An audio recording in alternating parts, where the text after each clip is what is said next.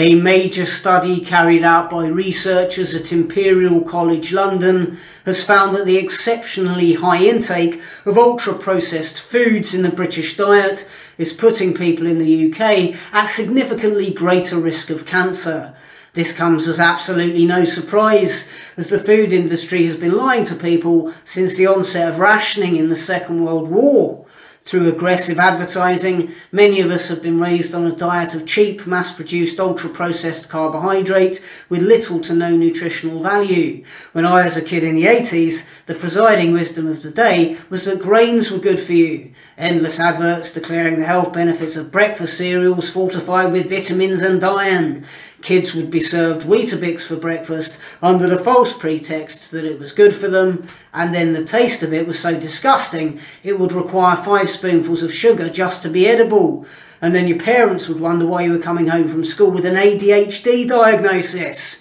Over the past decade, we've been lied to about the benefits of a meat-free diet, told that it's much healthier to eat meat substitutes developed in a laboratory, full of salt, seed oil, soy protein, wheat, maize and all the E numbers. As many staunch vegan beta males caught sight of their burgeoning man tits in the mirror, they realised that this too was a lie. Meat-free alternatives were just another unethical get-rich-quick scheme at the expense of people's health. And now, in the age of the internet, where people's awareness of nutrition is far greater than it has ever been, and many people now know that it's probably best for them to eat a simple diet of meat and vegetables, that option has been taken off the table for them by hyperinflated food prices. Unprocessed meat has become unaffordable, and so people compromise. Instead of fresh salmon or chicken, they grab cheaper options like fish fingers and chicken nuggets from the freezer section. Even cheap sources of unprocessed protein like eggs have gone up in price and even become difficult to find on some supermarket shelves. It's not in the interests of the food industry, or the climate change industry for that matter, for people to eat healthily.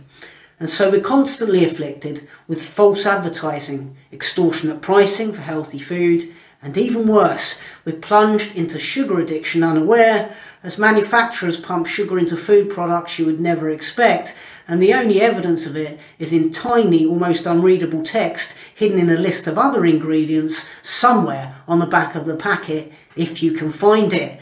And so we have a population impeded by morbid obesity, type 2 diabetes, heart disease and cancer. And yes, a National Health Service that is as useful as a chocolate teapot.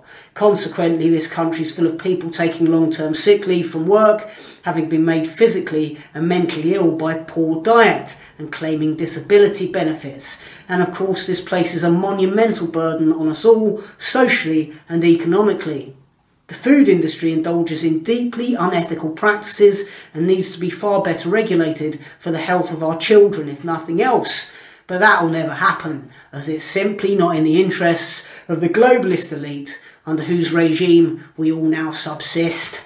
Please do like and subscribe, and support my content via Patreon, Subscribestar or PayPal by following the links below this video. I'm doing a live stand-up show in Southampton on the 8th of April, a link for which you can also find beneath this video.